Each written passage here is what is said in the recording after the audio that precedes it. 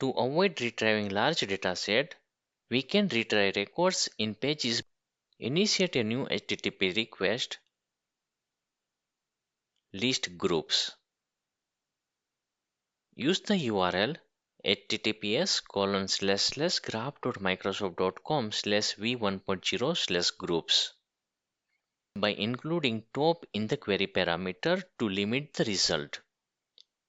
In the header, include content type set to application JSON. Authorization with barrier token.